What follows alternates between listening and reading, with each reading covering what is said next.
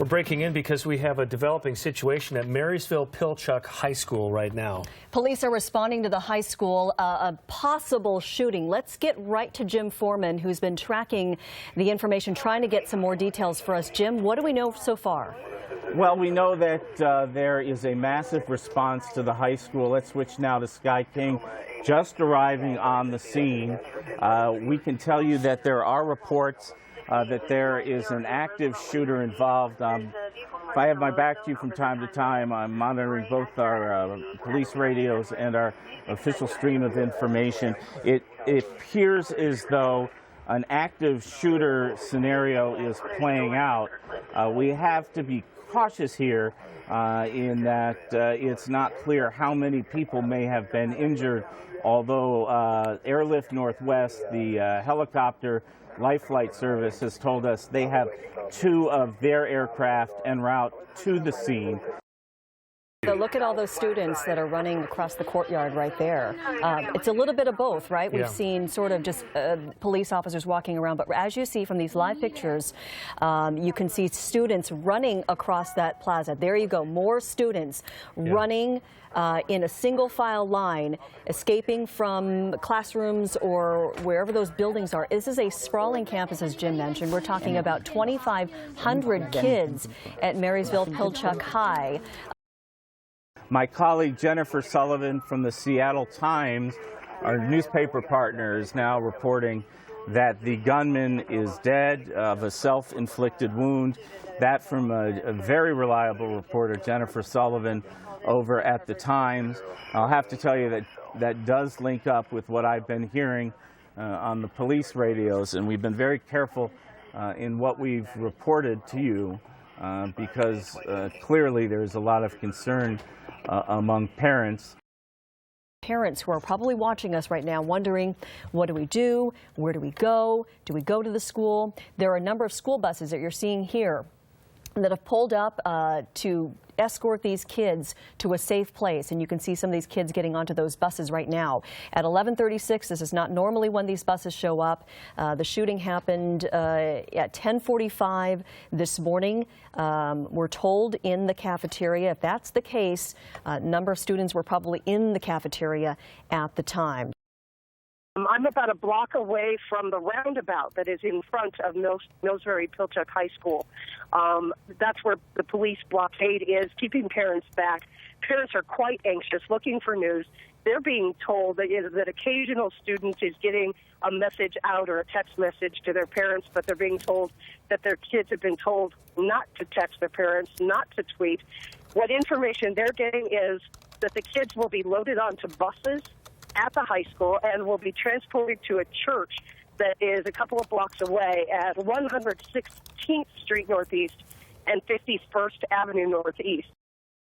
So you've been texting with your son back and forth. What has he told you so far?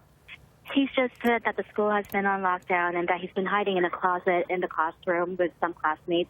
There's no text yet that he's been let out, but some students are being let out in small numbers to fit in buses to be transported to the school. So was the church nearby. Was the first word you got about what was happening from your son who was texting you? Yes, that's how I heard. And what was your reaction as a mom getting that text? I was terrified, and some panic, of course, started to set in.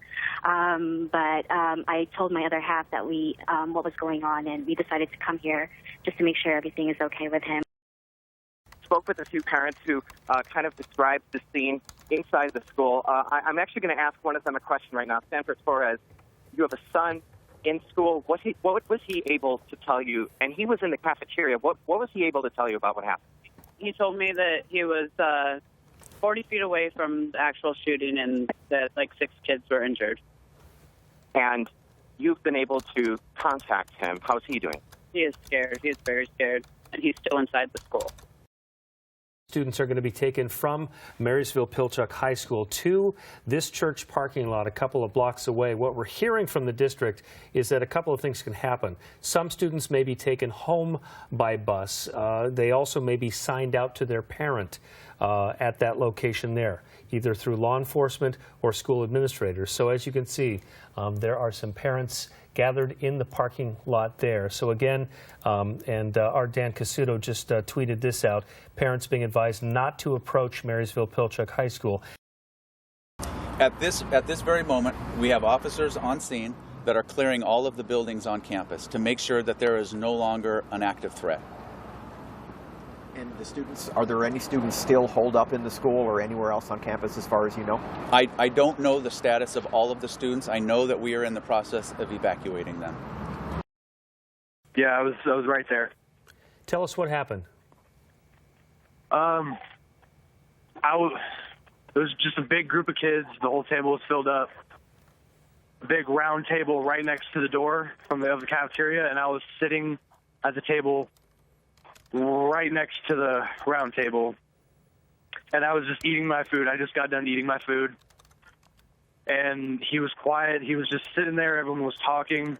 All of a sudden, I see him stand up, pull something out of his pocket, and at first I thought it was just someone making a really loud noise with like a bag, like a big loud pop, until I heard 4 more after that, and I saw 3 kids just fall from the table. Like they were falling to the ground dead. I jumped under the table as fast as I could, and when it stopped, I looked back up, and I saw he was trying to reload his gun, and when that happened, I just ran in the opposite direction, and I was out of there as fast as I could. You know, Austin, and that's it. I have to be honest with you. Just listening to your description, I'm just getting choked up. You sound incredibly calm, considering what you just witnessed. The way I handle things, I guess. I don't know. I've never been able to explain it, I guess. It's just the way I am. I'm sorry. Austin, I don't mean to be, not trying to be rude. Austin, you're not at all. I was sitting at the table like 20 feet away from where it happened. I was sitting at the table right next to the Deca store. It's a store at our school. And I didn't really know too much about what happened. I just looked up from where I was sitting eating my lunch, and I saw the shooter pull a gun out, and I don't know how many shots. I think it was like 5 or 6 shots he let out, and I just dropped my skateboard and started running home as quick as I could. Did you understand what was unfolding right in front of you? Did you know what was happening? Yeah, I saw that he had like a little gun in his hand, and I saw the flash from the muzzle of the gun. So I was pretty aware of what happened. I just really needed to get off campus because it gave me really bad anxiety. So you ran. Understandably, you were anxious about this. So you ran. Did you see who was shot? Which students?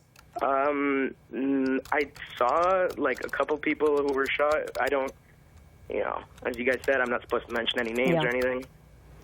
But yeah. What do you know about the shooter? Again, not mentioning any names, but did you know this person? Were you friends with this person? Yeah, I knew him because the other day I was just, skipping class with him, and we were talking about regular things. He seemed like he was really happy about everything. Mimi, I've been on the telephone with sources in Snohomish County, and at this hour, we believe we do know who the shooter was. And in kind of something that surprised me anyway, it sounds like it was a very young person, a freshman at the school. It's our understanding from several sources that he was in a fight at school the day before and in an ongoing fight with another young man about a girl. We've been looking at his Twitter account, and in fact, yesterday he was all over Twitter talking about a fight with the girl, saying things like, "I should have listened. You were right the whole time. It breaks me, it actually does." And using a lot of explicatives, "That broke me, I'm a broken person." More explicitives. So that is kind of consistent with what we're hearing about it being some sort of controversy over a girl at a school. Mimi, we're at the southwest corner of Marysville Pilchuck High School. We have been watching kids walking across the athletic fields. They are all being loaded up on buses. We've been hearing from parents here on the street corner. They've been texting with their kids. There are still a lot of kids apparently holed up inside of the school. In groups about, 12 to 24 to 36, they've been walked out of the school across the athletic field. We've been watching these school buses pull up periodically. The kids get on. It's very hard to sort of describe to you what their faces look like. They're all very serious. There are adults on the bus with them who are apparently acting as escorts. We've seen a lot of adults with tears in their eyes. We're staying respectful distance right here, but again, you can see just sort of the solemn process that is going on of trying to get these kids safely out of the high school, loaded onto the bus where they can get to a place and reunite with their parents. Right now, he says they're still hiding, and that's about it. Him and his other kids and teachers hiding.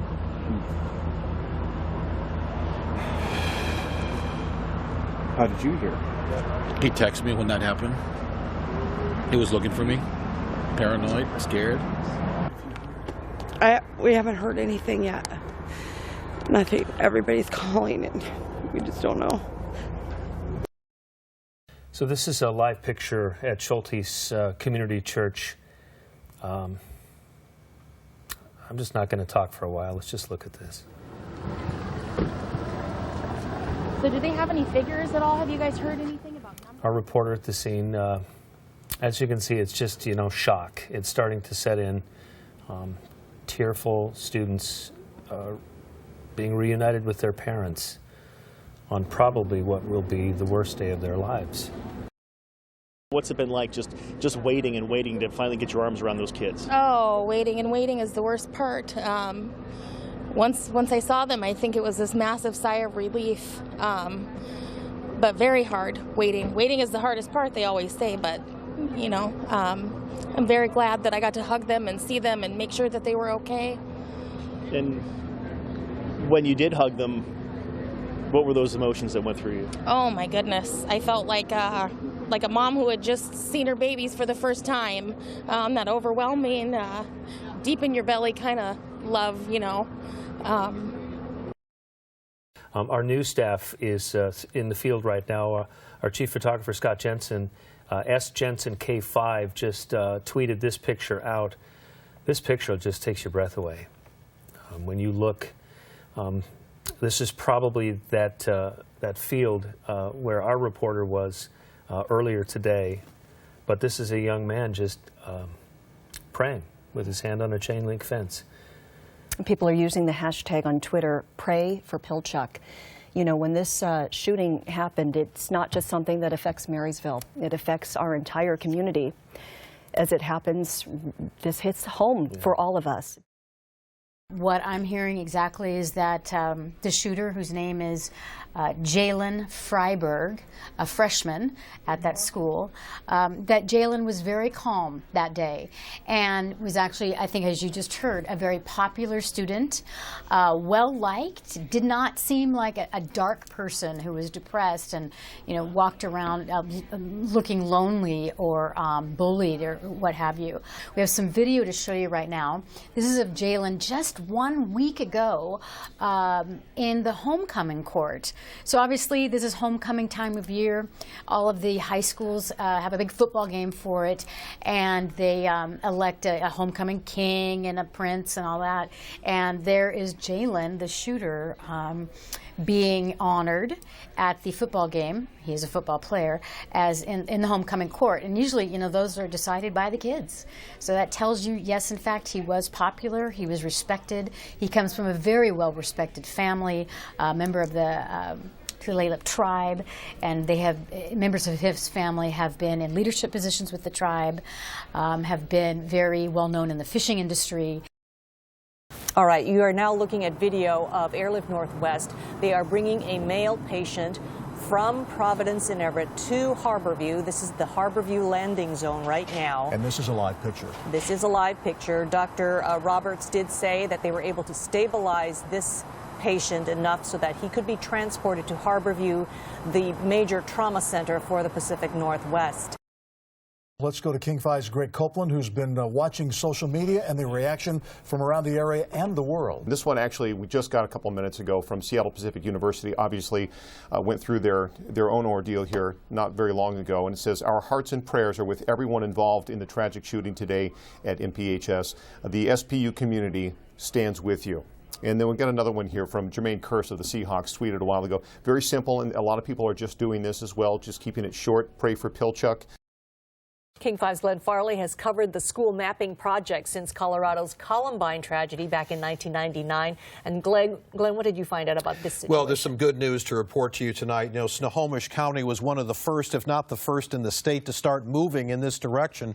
We were there as Snohomish County deputies were trying out the first pieces of equipment in their patrol cars. It gave them maps of the schools on their computers, photos of each classroom to increase their levels of awareness of that situation that might unfold. By the middle of the decade, all of Washington's high schools were mapped, and the plan was to move forward to middle and elementary school. What about the families now of the people who survived this incident? What do you recommend parents do with their kids tonight and the next few days? Yeah, you know, well, what we do know is that there's a very small risk of something serious like PTSD developing from this. Girls are at slightly higher risk than boys, but even so, it's a very small risk.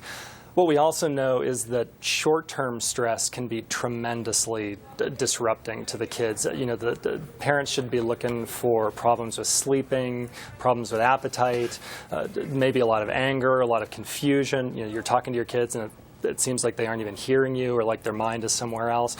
If you're looking for those things and you're just there to talk with your kids about the stress they're under, about anything, you know, talk to them about the World Series. That's happening right now as we speak. You know, get them to talk about whatever. That is really important. The vigil's going on right now until 9 o'clock tonight. We've seen a lot of people still filtering in at this hour. And King 5's Danielle Lee, she's been here with me. And Danielle, you've had a chance to speak with some of the folks coming in here. What are they telling you? You know, Amanda, I've been standing back just out of respect for some of these students who may want some of their privacy, but time and time again, what I'm hearing from these kids over and over is, I just want to tell my friends I love them. I just want to give them a hug. That's why they're here tonight. And so many of them are looking for answers. They're looking for understanding, and they're really looking for meaning out of this really shocking thing that has happened to them today. I want to get you a live look inside the vigil that's now going on. It is at capacity. Well over 400 people are at this church. Governor Jay Inslee has also arrived and is planning to speak to some of these students. People are going to be worshiping. They're going to be having times of prayer, times of comfort.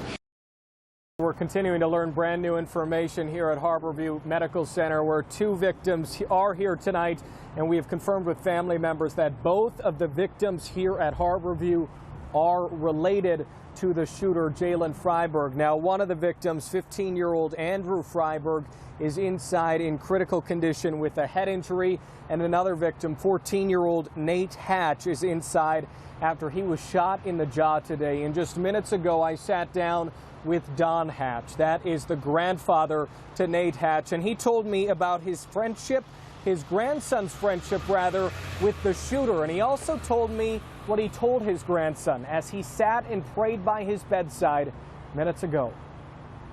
I looked at my grandson, I think about it, and I talked about it, and when we had prayers in the room with him, that the injuries is going to be the easiest one to heal. It's going to be his friend that died and the ones that got shot and why it happened. The injuries is going to heal, but not the after effects. That's where we have to come into play and do a good job with them. I don't know. I don't know what's going on.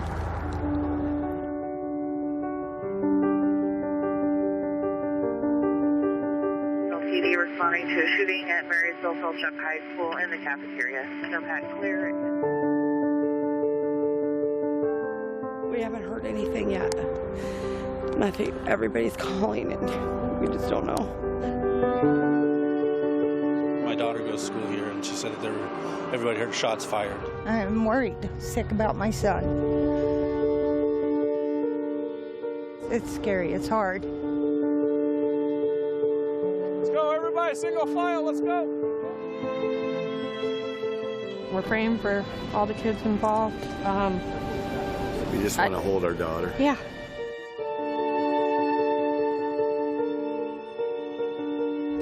I can't talk right now.